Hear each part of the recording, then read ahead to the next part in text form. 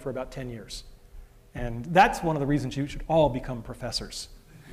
Right? Because you can have your cake and eat it too. Okay? I went on and consulted on things like Disney Quest, so there was the Virtual Jungle Cruise, and the best interactive experience I think ever done, and Jesse Schell gets the credit for this, Pirates of the Caribbean. Wonderful at Disney Quest. And so those are my childhood dreams. And that's pretty good. I felt good about that. So then the question becomes, how can I enable the childhood dreams of others? And again, boy, am I glad I became a professor. What better place to enable childhood dreams? Maybe working at EA, I don't know, that'd probably be a good close second. But, and this started in a very concrete realization that I could do this. Because a young man named Tommy Burnett, when I was at the University of Virginia, came to me, was interested in joining my research group, and we talked about it, and he said, oh, and I have a childhood dream. Well, it gets pretty easy to recognize them when they tell you. And I said, yes, Tommy, what is your childhood dream? He said, I want to work on the next Star Wars film. Now, you got to remember the timing on this. Where is Tommy? Tommy is here today. What year would this have been, your sophomore year? Oh. It was around 1993. Are you breaking anything back there, young man? Okay, all right. So in 1993, and I said to Tommy, they're probably not going to make those next movies.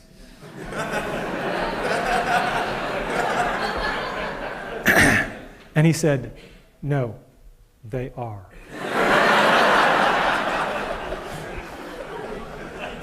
And Tommy worked with me for a number of years as an undergraduate and then as a staff member. And then when I moved to Carnegie Mellon, every single member of my team came from Virginia to Carnegie Mellon, except for Tommy, because he got a better offer. And he did indeed work on all 3 of those films. And then I said, well, that's nice, but one at a time is kind of inefficient. And people who know me know that I'm an efficiency freak. So I said, can I do this in mass? Can I get people turned in such a way that they can be turned on to their childhood dreams? And I created a course. I came to Carnegie Mellon and I created a course called Building Virtual Worlds. It's a very simple course. How many people here have ever been to any of the shows? Okay, so some of you have an idea. For those of you who don't, the course is very simple. There are 50 students drawn from all the different departments of the university. There are randomly chosen teams, 4 people per team, and they change every project. A project only lasts 2 weeks, so you do something, you make something, you show something, then I shuffle the teams, you get 3 new playmates, and you do it again. And it's every 2 weeks, and so you do 5 projects during the semester. The first year we taught this course, it is impossible to describe how much of a tiger by the tail we had. I was just running the course because I wanted to see if we could do it. We had just learned how to do texture mapping on 3D graphics, and we could make stuff that looked half decent, but we were running on really weak computers by current standards. But I said, I'll give it a try. And at my new university, I made a couple of phone calls, and I said, I want to cross-list this course to get all these other people. And within 24 hours, it was cross-listed in 5 departments. I love this university. I mean, it's just, it's the most amazing place. And I said, and the kids said, well, what content do we make? I said, hell, I don't know. You make whatever you want. 2 rules, no shooting violence and no pornography. Not because I'm opposed to those in particular, but that's been done with VR, right? And you'd be amazed how many 19-year-old boys are completely out of ideas when you take those off the table.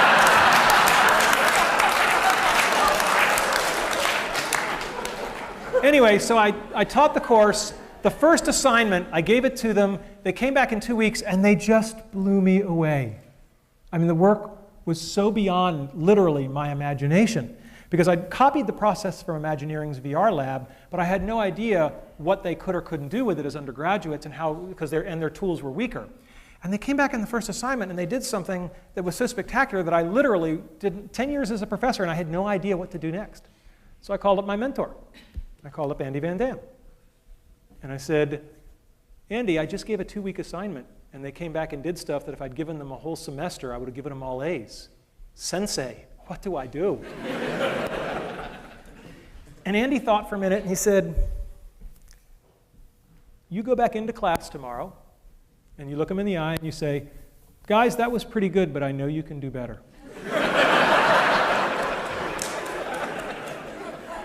And that was exactly the right advice, because what he said was, you obviously don't know where the bar should be, and you're only going to do them a disservice by putting it anywhere.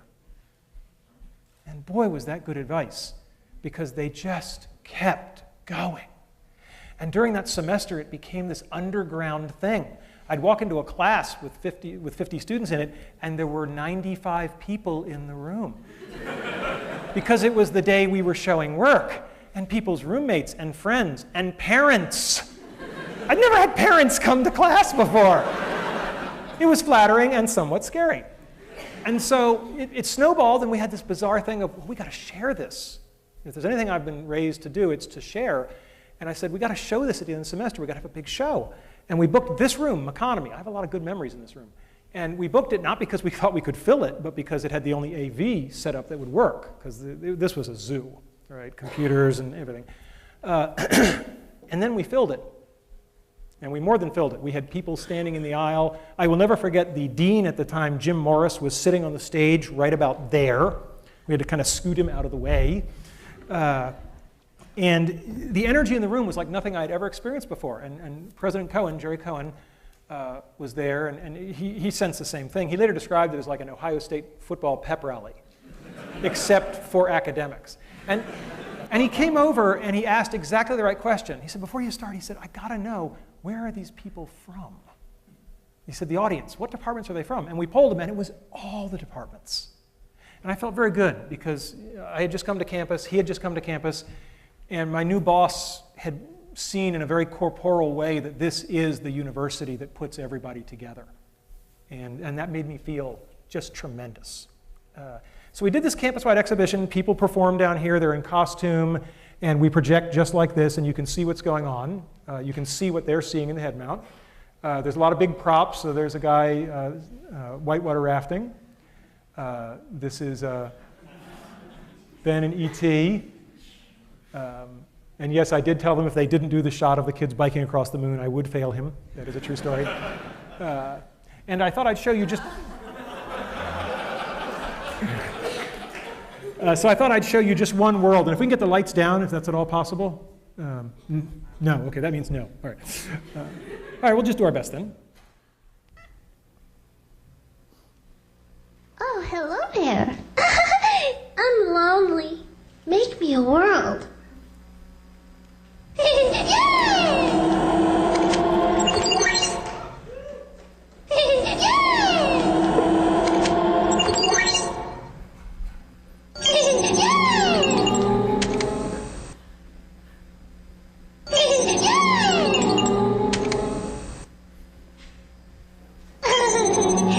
Make me some trees.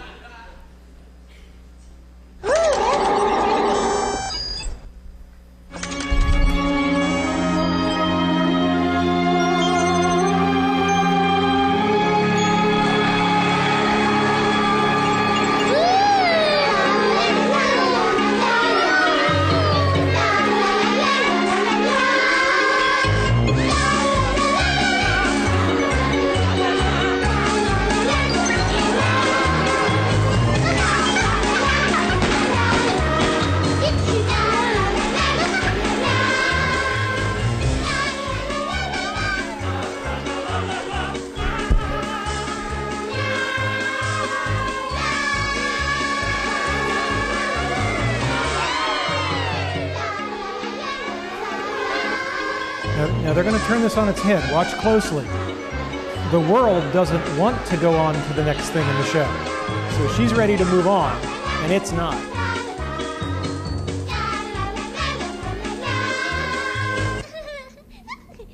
What are you doing? Can't end this now. But there's so many other worlds that have to go.